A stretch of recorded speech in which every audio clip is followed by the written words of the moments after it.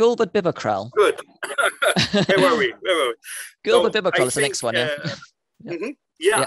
Did you say something, Klopstock? No, I did. Gulbert Bibberkrall. I am a troll, as you can see. That was the other parable about the hidden talents. And talents in the Bible, and when Jesus told that parable, that story is it's a pun, really. It's a double meaning. The talent is the money, but it's also the gifts we get. Okay, yeah. Hey, wait for me. Shush, be quiet. Ouch! What's wrong now? I fell over. Over a little molehill? There's something buried. Let's have a look. Help me out, Harold.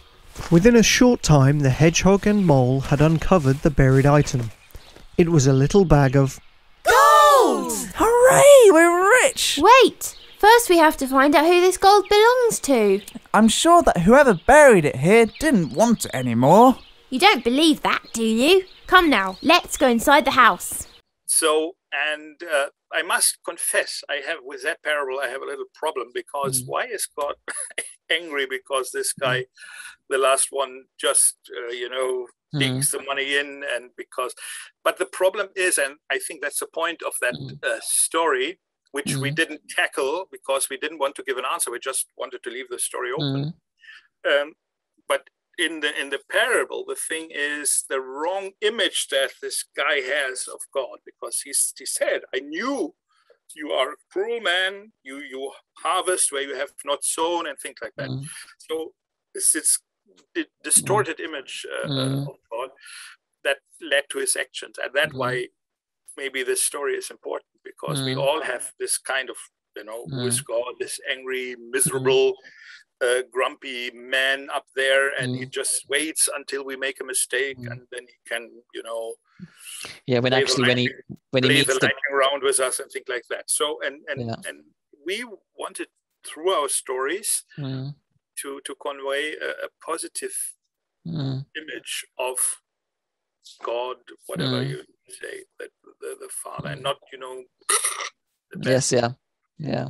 Oh, Sir Bibberkrall, is this your gold bag? Gold bag? Gold sack? Yes, mine! Not a good hidey hole, the garden, dear oh dear. A bad spot, the garden. Oh, I've tried to bury. Have received this gold from Her Majesty, the Scarlet Queen. Was told to multiply, but I can't do it. When the Scarlet Queen returns and I won't have no money or gold, then she'll beat me. Oh, a pound of gold, a gold pound. I have to go and hide it, or she'll find me and beat me. Oh dear. I'm sure the Queen would never do that to you. I know her. She's very kind. Hey, Sir Troll, please don't run away. There he goes. He's weird. Definitely. And I guess it's also a challenge for all of us to invest for God. And we all have talents and skills and abilities, and we could spend all our lives just on the TV and playing computer games, watching films.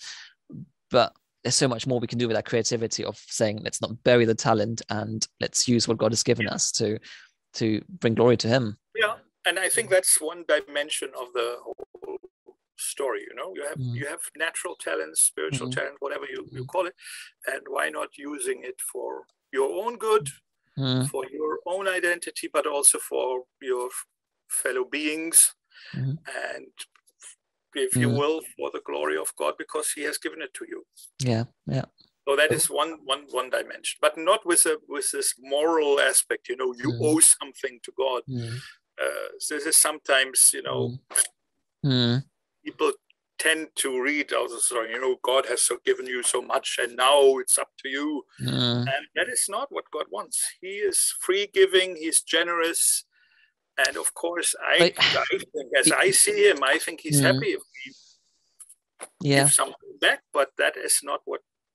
The only question I have with that is, when you read the parable in the New Testament, it does finish quite bad though for that person who buries the money. Yes, it does. does. Say go away into darkness or and sometimes I'm not sure. Gulbert Bibberkrall stood aside and muttered to himself. And I, Gulbert Bibberkrall, how should I decide? How can I decide? Oh, I'm sure she knows that I haven't multiplied the gold and she'll punish me. On the other hand, if I don't decide to serve her and return to her, then I won't receive a place at the king's castle one day. But that's where I want to go. That's where I've always wanted to go.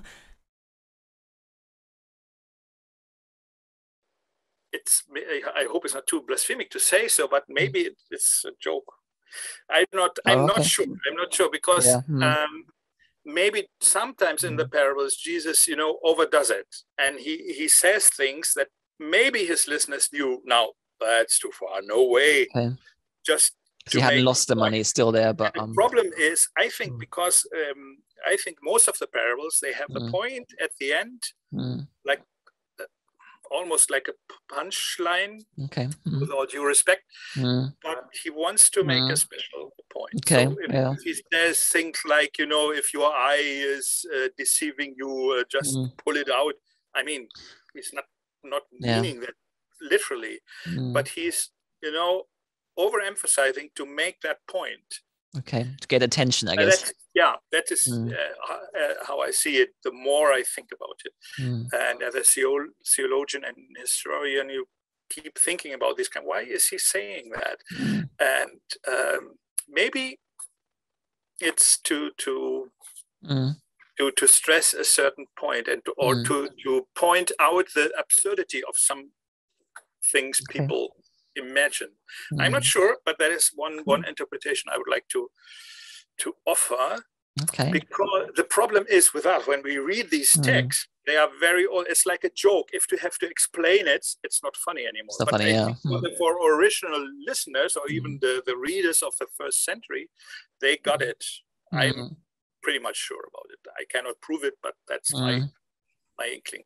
So but as I said in the beginning, sometimes I think, I don't like that.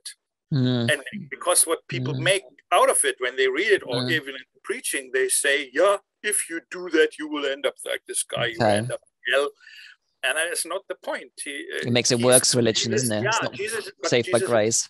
Yeah, and we have to see who is Jesus talking to. He's talking to professors, theologians, who have got a lot of talent, who have the ability to do that. And true, and and here we are, talking about talents and money again. I think we have tried to steward them well in some way. Spread it around. Yes, to have our, to give our talents away. And we're waiting for how many cities? I don't know. But so we'll see. Yeah, good. Great, So they all went their ways. Gulbert Bibberkrall, however, sneaked away through the back door.